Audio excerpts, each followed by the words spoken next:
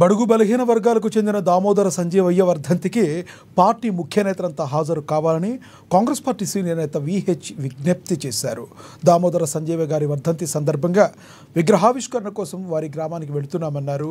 సొంత ఇల్లు లేని ఏకైక ముఖ్యమంత్రి దామోదర సంజీవయ్య అని కొనియాడారు.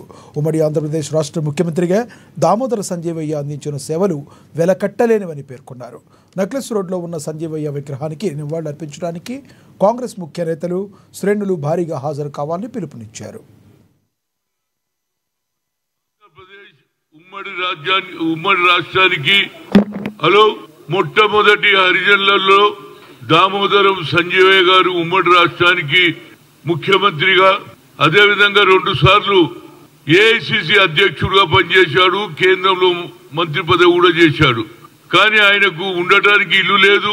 చనిపోయిండు 1972లో 7th మేకు. ఆయన 53వ వర్ధంతి జరుగుతుంది. దీన్ని ముఖ్యంగా ఉమ్మడి రాష్ట్రంలో ఉన్న ప్రతి పేదవాని గురించి ఆలోచన చేసి ఆ రోజులలో ఇందిరాగాంధీ పీరియడ్ లో జరిగినటువంటి ఎన్నో సంఘటనలు ఆయన ముందు బడుగు బలైన వర్గాల నుంచి వచ్చిన వ్యక్తికి గతంలో రాహుల్ గాంధీ గారు కూడా రావడం జరిగింది.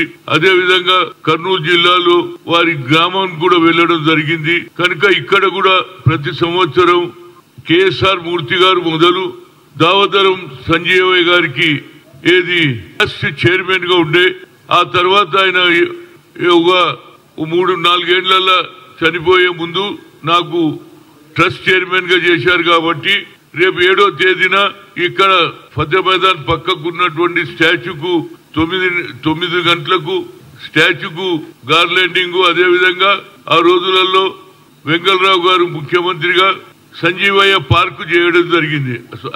అంతిమ సంస్కరణలు అక్కడనే జరిగినాయి. కాబట్టి ప్రతి ఒక్కరు కూడా ఇవాళ మంత్రులు గాని శాసనసభ్యులు గాని బడుగు బలహీన వర్గాలకు సంబంధం అందరూ కూడా వారికి నివాళులు అర్పించాలని, అయితే దామోదరం సంజీవయ్య ట్రస్ట్ చైర్మన్ గా అందరినీ నేను రిక్వెస్ట్ చేస్తున్నా. అదేవిధంగా ఆ ఊరికి కూడా వెళ్తున్నా. అదే రోజు సాయంత్రం 4:30కు అక్కడ ఆయన స్టాచ్యూ పెడుతున్నా అనే గ్రామంలో, అక్కడ కూడా వెళ్తా. ఇక్కడ కూడా అందరు రావాలని, ఎందుకంటే